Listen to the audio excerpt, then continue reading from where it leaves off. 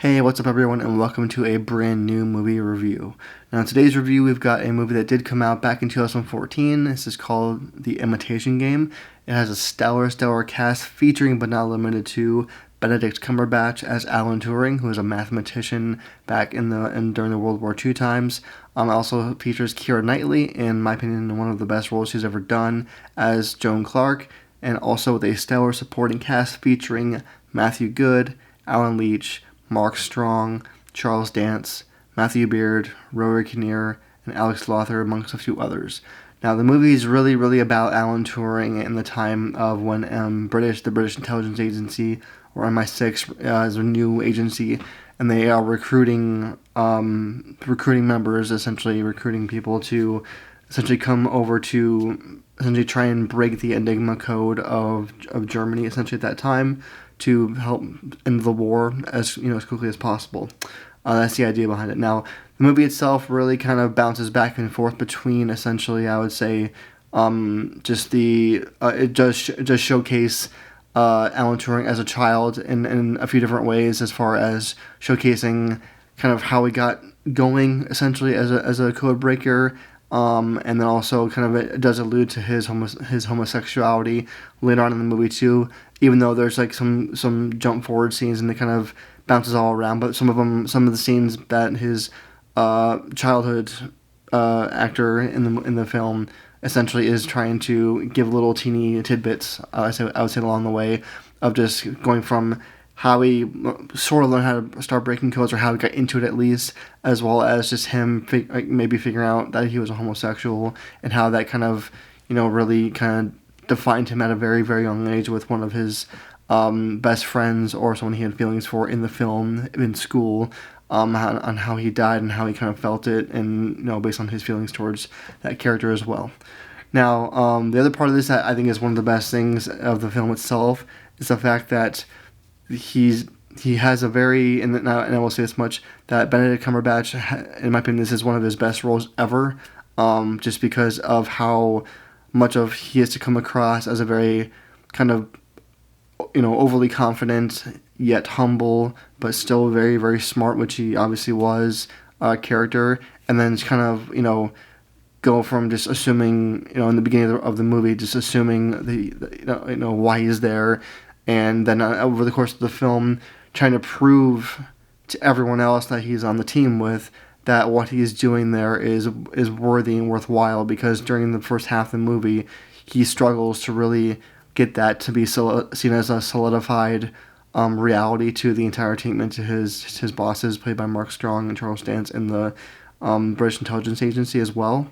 And then he does, in one of the bigger parts of the roles, or the movie I should say, is how essentially he really needs and has to have the supporting cast on his team, including Keira Knightley, just because of the fact that really without them being with him, it helps him really, in my opinion, process a lot of the stuff that he didn't know, or he wouldn't have been able to figure out probably either at all, or it would have taken him a lot longer, which would have sucked because it was back in World War II at that point. So the other part of it too is the fact that I love that there's a lot of dry humor in it as well, because these types of stories, they really can, I won't say drag on, but they can kind of do a thing where they will be too serious too much, although the whole movie is about a very serious event, a serious time frame, a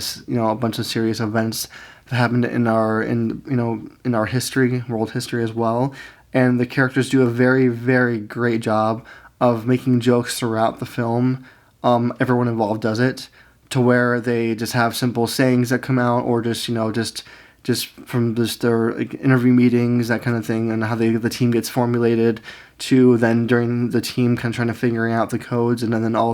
while layering on a bunch of really heavy and intense and historical facts and figures of what the team went through, essentially, because they were a team that did not essentially they didn't kill anyone themselves. They weren't part of the war directly, but when they broke Enigma and they figured out how to use it, how to control it, the pressure that all of that came with as well, and just how to essentially do through the government of MI6 at the time, how to handle that and how to just do it, handle it appropriately in that case. The other thing that I thought was very impressive is that, again, this is one of my opinions in my opinion, one of Benedict Cumberbatch's best acting displays ever of any role he's ever done. This is all before or during, I would say. I didn't look at the time frame, but this is all before he joined the Marvel Universe as Captain Strange or Doctor Strange. So it's not. So it was before that, but it was after Sherlock, from when he was over as mainly a headlining actor in England as well. The other notable one I want to mention too is that Keira Knightley. She's obviously known mainly for Benedict Beckham, or also as far as all the Pirates of the Caribbean roles as well. But in this role, is still my favorite roles for her, just because even though she's not dialogue heavy in it necessarily, like Benedict Cumberbatch as some of the other actors are, she still really has almost more influence than anyone on the team that does, because of how much she cares for Alan Turing in the film as well, and it comes through very, very clear in different scenes as well. So I thought that was very, very impressive and very, very nice, and just very, very well done on her end. Just from her introduction into the actual film, of getting her in there from just solving the crossword puzzle, that she does do that, and then on a team, on an all men, very man dominated area at the time, and then there's also the heaviness that Benedict Cumberbatch does deal with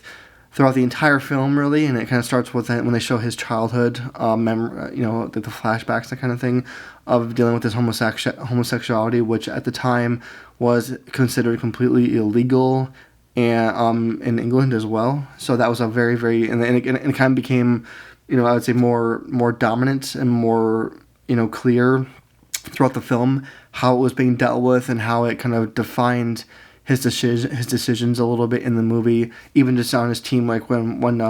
Alan Leach pretty much tells him straight up, hey,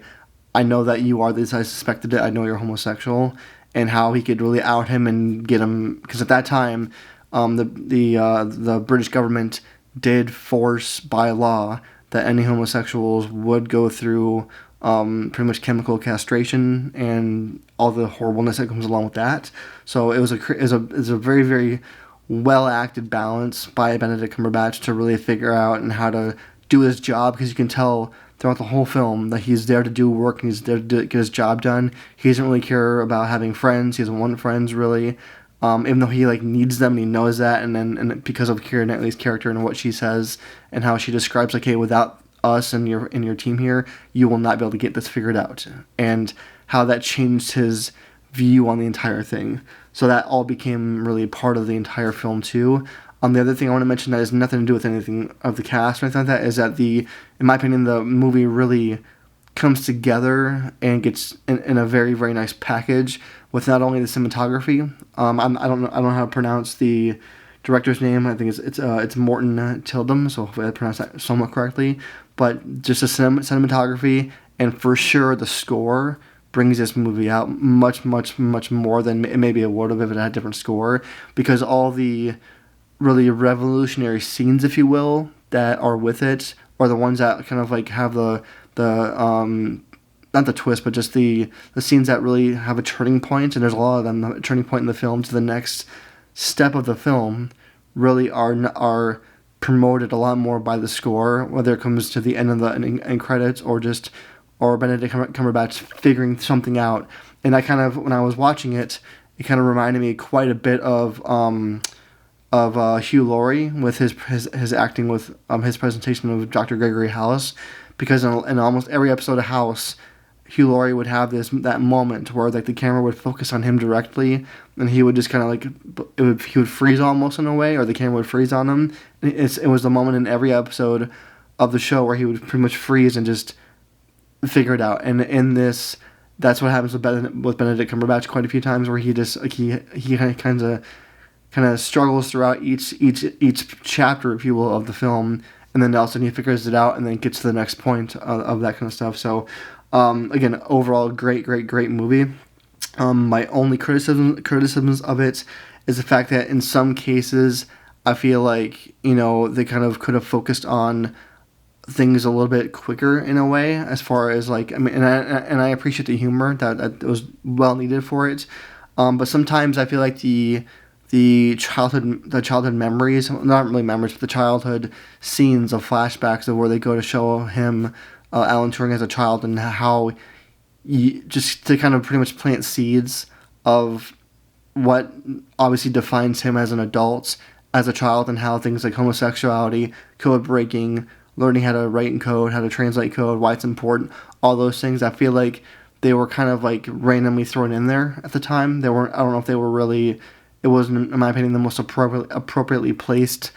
seeds in the film, and they could have been done a little bit better. They weren't bad scenes. It wasn't that it was a bad scene or bad acting or anything like that for being a flashback. I just feel like they could have been planted in a little bit more appropriate times, rather than just like, hey, here's a scene where he's obviously a homosexual, and we're gonna show that now. It was just kind of just weird times where where you mentally have to, kind of figure it out. I mean, it becomes really obvious at the end of the film, but I just wish it would kind of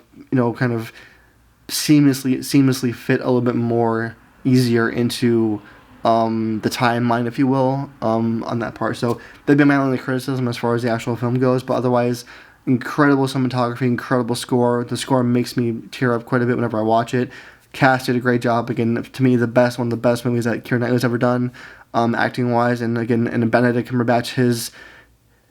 his emotionality, his physicality from the beginning because in the beginning he's shown as a very, very strong, cocky, kind of arrogant in a way, individual of a mathematician, and then towards the very end where you see him when he is out, I don't say out, but he is shown to, like, goes to he's forced into doing hormone therapy for being a homosexual back then, and just the last few scenes where he is in that hormone therapy, you see him physically drained and just broken down and just shaking, and you can truly tell how much he cares so much about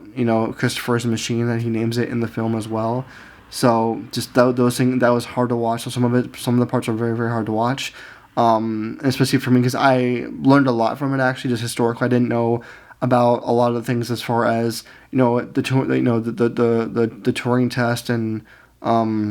things like that, and just homosexuality being illegal in British government. I did not know that either. So that's cool to know that stuff as well. So let me know what you think about it in the comments. I know it came out over 10 years ago, but it's always, I just wanted to watch it again, and I figured I'd do a review for it. But yeah, let me know what you think about it. Likes, dislikes, and other films that you would like to see me review, and I'll definitely get to them. And thanks for watching. If you enjoyed this video, give it a like. If you're new here and you enjoy it, definitely subscribe, and I'll see you guys all in the next review.